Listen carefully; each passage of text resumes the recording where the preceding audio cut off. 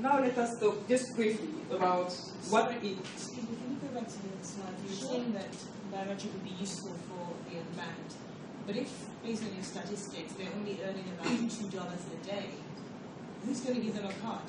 What are they going to use the POS machines? Okay. For biometric, actually, they don't even need a card.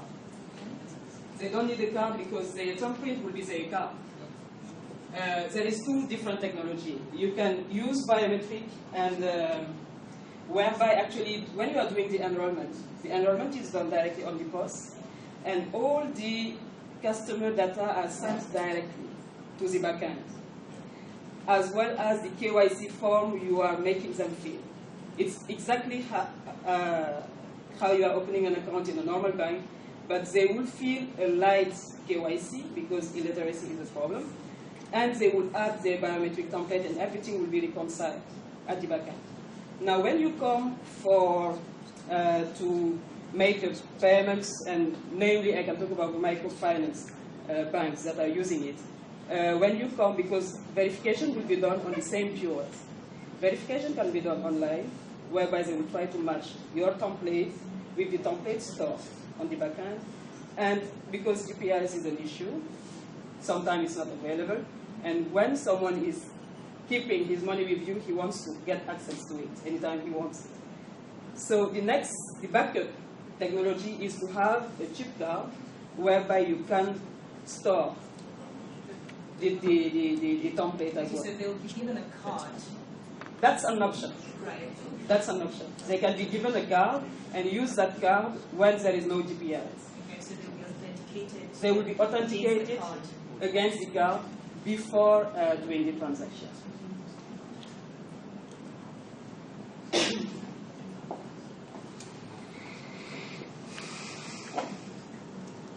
Let us talk very quickly about biometric and why I believe that biometric can be something that can bring financial inclusion. Biometric, to sum up everything that is written here, is about what you are and not what you know. Authentication is what you are, while identification is what you know. What you know is typically your PIN code.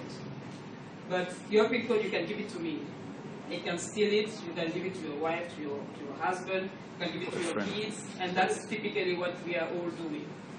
While what you know, what you are, I cannot be it. Even if I want to, I cannot steal your cell, I cannot steal your fingerprint, I cannot steal your vein, I cannot steal your eyes. So that's about what you are. And therefore, you no longer need any card, as I said. You no longer need any fancy things for those people. So financial inclusion can be done through it, and namely when the biometric device is a mobile one. Because those people, they don't have time to leave their business. I mean, the mama selling her tomato somewhere in Overland Market, she will not leave her tomato to come and queue at the bank by 2 because bank is closing by 4. So we should find a way banks can go to that. And that's possible with biometric. Make sure that the biometric device is a mobile one. GPRS, obviously. And since GPRS is very hectic, to have a backup solution, which is the virtual card I just described.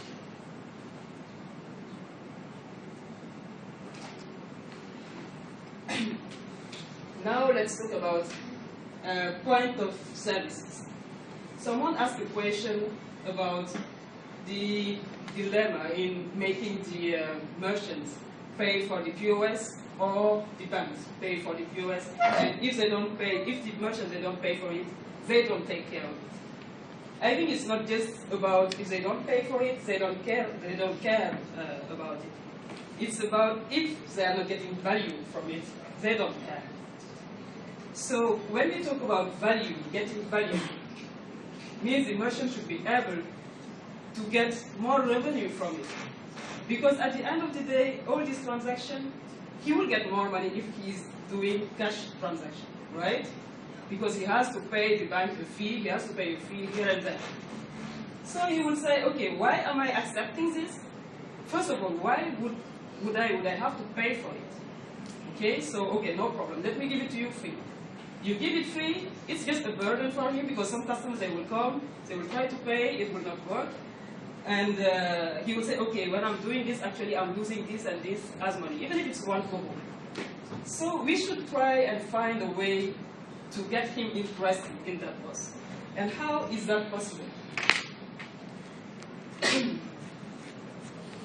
This is possible when the point of sale is actually a point of services, whereby when I walk in the shop, I have access to different services. It can be I can top up my husband's phone, I can buy e-voucher for my kids, I can pay my bill, because all those services the merchant is actually rendering to people, he's somehow acting as a PHCN agent, he's acting as a healthcare organization agent, he's acting as VSTV agent, so he's getting commission from it.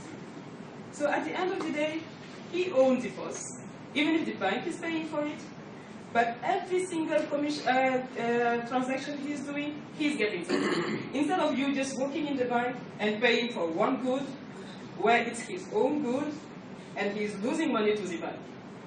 In this case, while you are paying for the good you just pick in the shop, you are as well doing your your bill payment, and he's getting money from it. This way he's interested in, okay, this is a revenue stream for me, I have to take care of it. It's not just about, shall they pay for it or shall we pay for it? We should look at ways to get them interested in that business. Because everything is about accessibility. Once things are accessible, you can get access to financial services. It's not about just basic, normal payment we are talking about here. Once they start seeing, okay, because some people, they are very afraid, as he just said, they are very afraid of using their card to make a payment at the POS because, oh, as it will not work, or maybe, oh, I don't trust the security behind. But if we said, okay, you don't want to pay, no problem, but come and do your e-voucher. What is e-voucher? 100 naira. Does he care?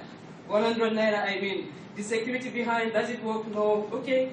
If ever it doesn't work because he's paying cash, you are giving him back his money. But if it works, he will see, oh, finally, I can do something with it. He will come to top up his insurance card or something like that. It will work. At the end, maybe he will be more eager to come and say, oh, okay, maybe I can do a payment with it. So now we are getting acceptance, from accessibility to acceptance. And transaction solution. This is more at a provider point of view. Because so far in Nigeria, I think I have not seen any terminal management system that we can call terminal management system. Because the fact of, if you want, because we talk about multi-application platform, means you don't have from day one to roll out all the 8 or 10 applications you want. We should be able to be very flexible. You can roll out first an EMV application. Later on, one of your customers comes, you have a big opportunity, business opportunity to roll out bill payment. You say, okay, I can do it. And you can do it away. There is no need to have downtime because you will not call back your POS. This should be done remotely. Remotely, you should be able to, if you change host, because it happens in bank, you can go from Postilion to PowerCard to FlexCube to I don't know who. You should be able to do things a remote way. You should be able to download new parameters in a remote way. You should be able to inject key a remote way as well. Which is just what I described with this slide. And GPRS, because everything is not just about the hardware, the software.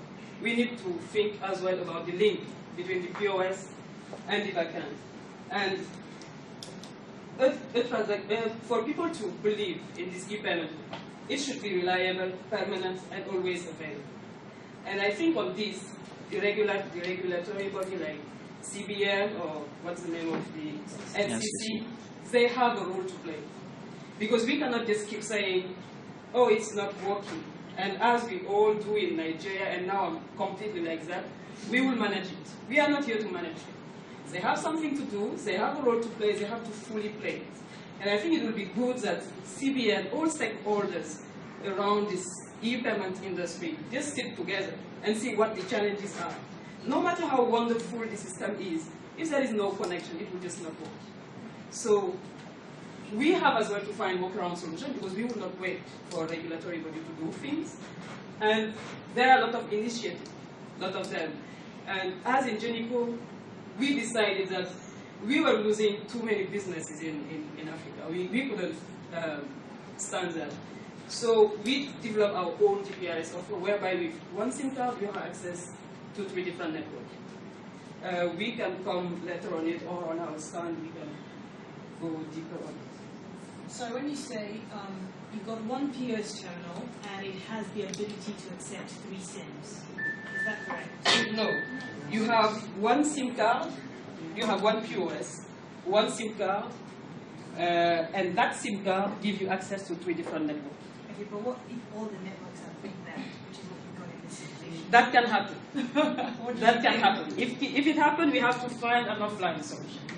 And that's policies, that's bank policies, that's value card or inter-switch policies to say, okay, we can allow to do offline transactions. Because it happened. It happened that none of them are working. So it's not just about dual SIM or triple SIM. I mean, in any of the countries that you've worked in, have they, I mean, if there been any country where it's just been a GPRS solution? Because it doesn't seem to be the most reliable channel, based on what I've seen so far. And so in other countries that you've worked within, is that a sole solution that is provided, or are they looking at things like fiber and all those sort of things? They are looking at it. They are looking at it. GPRS is not the only communication way possible. But if you want to do, because we are all going mobile, we are all going to take the bank to the end bank, or take the bank even to the bank. So we cannot just have our, because you have that. All POSs, no matter where they come from, they do that. You can have an IP connection, you can have Ethernet connection, you can have a dial-up modem, you have so many things. GPRS, because it's easier, and because you can move around with it. So there are challenges, that's very true, but somehow we will have to cope with it. This is what I wanted to share with you, and as a takeaway, just to summarize, I think we should think solution and not product, point of services and not point of sale, how to make accessibility to finally get acceptance and deploy those 40,000 POS we are talking about, financial inclusion, not just about transferring money, and regulation. They need to do something, and banks need to play their role as well. Thank you very much.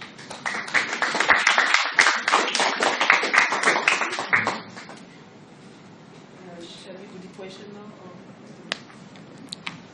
No. After all, you have questions.